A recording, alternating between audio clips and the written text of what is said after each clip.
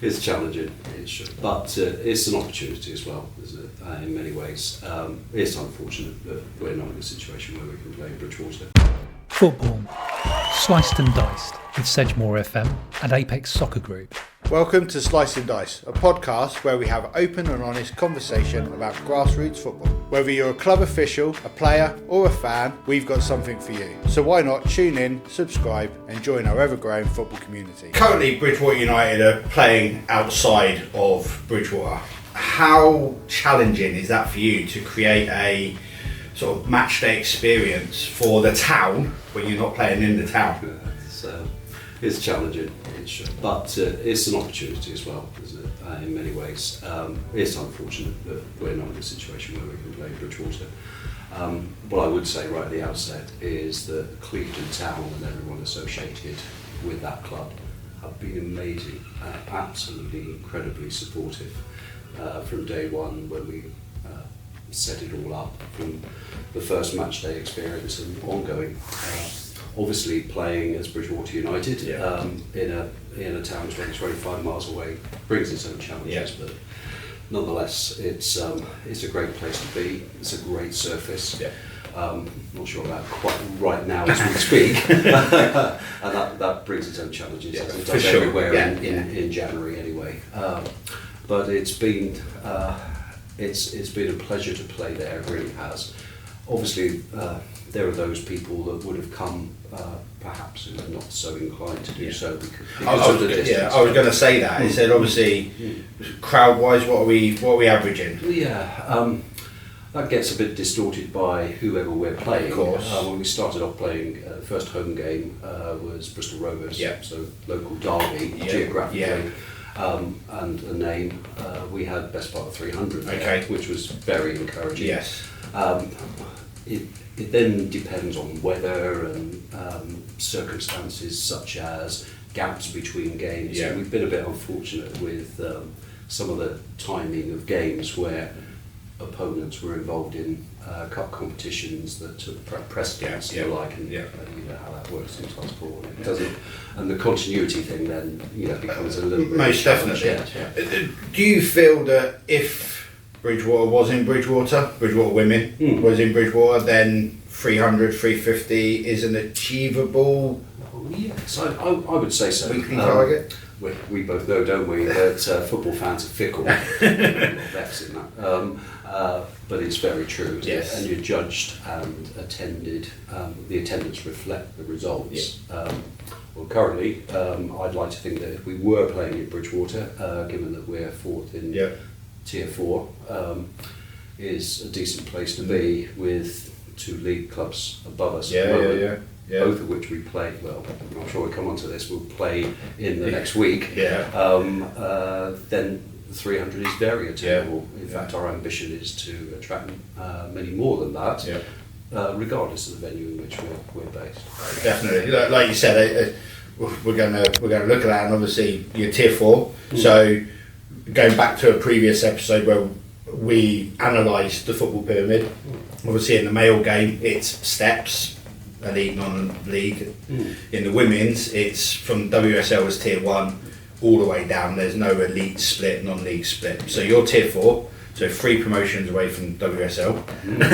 Are the aspirations there? What's the potential of Bridgwater United Women to go Tier 3, Tier 2 with their current setup and current sort of operations? Well, our aspiration is to move through the tiers in a way that is sustainable, rather than see so many times other clubs aspire to things, throw lots of money at things and get those promotions. We want to do it in a sustainable way, in the right way, with a player pathway that supports all of that. Tier 3 is very much on the agenda. Being completely realistic, based on being halfway through fixtures, you've got to win it to get promoted. Promotion automatically, second place into a playoff. Real world. If we win every game from here, then it will shake things up. It will shake it up. But and as you say, you've got in the next week or so, you've got teams above you that you're playing, there's obviously that's going to have they're in old terms 6-pointers.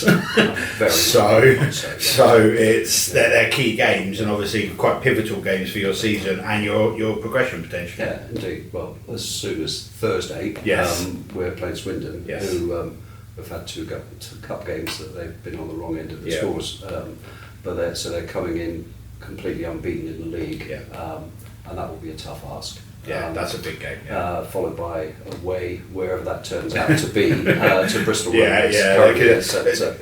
They're in a similar situation to you, really, aren't they? As said, obviously, the men isn't viable to use every Sunday for a game. Yeah. So they're sort of playing at Yate, SGS here, there. So they don't really have a base themselves. So they're in a very similar situation. So they are, you can sympathise with them to some extent when it comes to an away game. Most certainly. Currently, we're scheduled to play at Gloucester. At Gloucester, it's an easy trip and guaranteed to be on. Of course, and it's a lovely facility up there as well. Yeah, of course it is. Yeah. So we said earlier, obviously, we're Bridgwater United Women playing out of Bridgwater. What challenges does that have to you as commercial director? What challenges does that have to you from a sponsorship point of view? Well, of course, that's a challenge. It would be great to be in a situation where we were promoting. We're playing just down the road. Come along. Full facilities, locally based, and everything else. To say it's not a challenge would be completely unrealistic. That said, we've had positive responses from lots of people that have supported the club in the past, with more than several games coming up now sponsored, where we'll get 10 or 12 guests of those sponsors, and which provides opportunity for us to promote ourselves and talk about our ambition for, and it's not just about this season. We have a 3-year strategy that is designed to move the club forward on all fronts. Definitely. But of course it's a challenge. Of course. I think one of the areas that you've probably progressed really well in from a commercial point of view is the player sponsorship packages, because obviously a lot of the players are local and are known locally by local businesses, and there's that connection there. Obviously you used to talk about match day sponsorships, which I think is another really good opportunity, because kind of don't need that locality, you can travel to and from them quite easily. Probably struggle mainly with front of shirt, pitchside advertising boards, that's the kind of thing, because there isn't that local, like in front of a local audience type branding, is there? That said, we've been able to persuade a number of local businesses that it's only 20 miles up the road, and if they operate county-wide particularly, or beyond that, throughout the southwest, as several do, then having a board at the ground is an advantage. Definitely, obviously with Clevedon, obviously as a club themselves playing southwest wide, I can see the benefits of that. So that's fantastic. You've been able to make a positive out of that potentially sort of stumbling block. Yeah, of course. Absolutely. And in terms of shirt sponsorship, our partnership with what is now UCS, Bridgwater College, whatever you want to call it, in terms of UCS, they've been incredibly supportive in terms of the facilities they provide for us to train on Tuesdays and Thursdays on the campus, and the fact that they're on front of shirt and have been from many years. Yes, for some time now, and even with their name change, we were able to get that sorted before we played our first game, which was pleasing. I can't speak too highly of the support we've had from UCS. Exceptional. Good. But Bob, thank you so much for your time. Hopefully that was painless for you. Absolutely. But no pleasure, and I look forward to seeing you pitchside soon. Thank you for listening to Sliced and Dice. Don't forget to subscribe in your favourite podcast app and follow us on Facebook and Instagram for more grassroots footballing stories. And be sure to tune in Saturday afternoon to our sports show on Sedgemoor FM, your home for local football. See you next time.